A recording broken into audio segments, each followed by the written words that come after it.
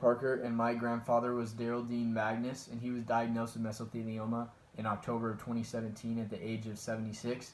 He decided not to follow through with treatment and to live out the short life he had left. He died on December 27th of 2018 at the age of 77. He was a Marine Corps drill sergeant. He was a tree trimmer, an arborist, father of 3, grandfather of 16, and great-grandfather to 4. But to me, he was a mentor, a role model, and surely the best grandfather I could have ever asked for. But to be honest, I wasn't really the best grandson to him because I was hesitant towards absorbing all the knowledge and wisdom that he accumulated throughout his life, and I did not spend as much time with him as I grew older into my adolescence. I found watching the cancer slowly take over his mind, body, and soul very hard to overcome and very hard to deal with for me because I knew the years of hesitation and the things that I did wrong previously during my childhood, didn't spend time with him, would all come back to bite me in the butt during the duration of his cancer. And all of the hardship I faced taught me some very, very, very valuable lessons that I wish I could have learned the easy way. So it taught me that family is the most important thing in my life, no matter what. It's always the highest spot on my priority list. And since then, I'm more eager to see family, and I've been taking more time away from the less important things to be with family. And I've also started a relationship with God that's also made it easier to deal with his death, and also just made my life a million times better. How has cancer affected the outlook of my life and my personal goals? So not only has it affected my morale, but also my future goals for myself and for my family. And I want my parents to be in constant contact with my children and to love and care for them the same way that my grandparents did for me, because I know it was so pivotal in my personality now, and I want that to be instilled with my children. And I want my children to know that family is the most important thing, and I want to teach them this value from a young age so they do not have to learn it the hard way and face all the same hardships I had to face.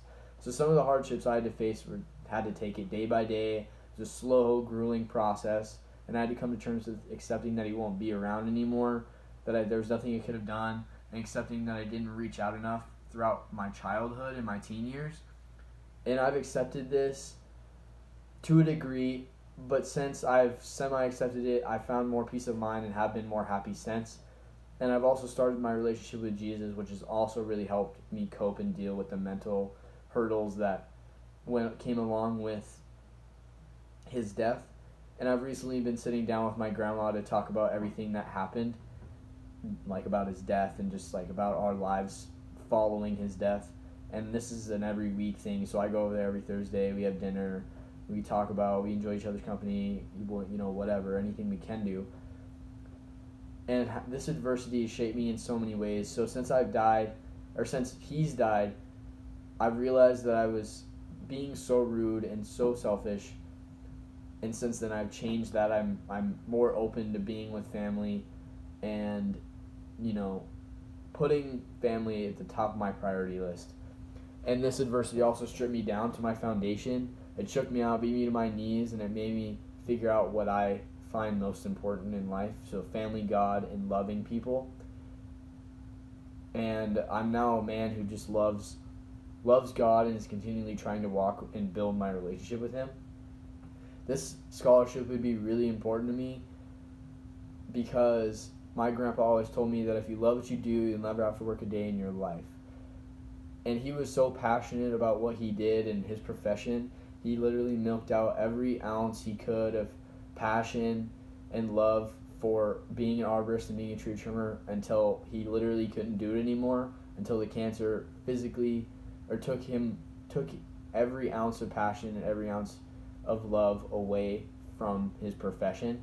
And I found something that I love as much as he did for tree trimming and being an arborist, and that's sports medicine and athletic training. And I love caring for other people, and I just want to, and I know that I will love and milk out every ounce of passion that I have for the profession the same way that he did. And so this scholarship is allowing me to follow my dreams and also allowing me to fulfill a promise that I made to him when I was a little kid. So thank you for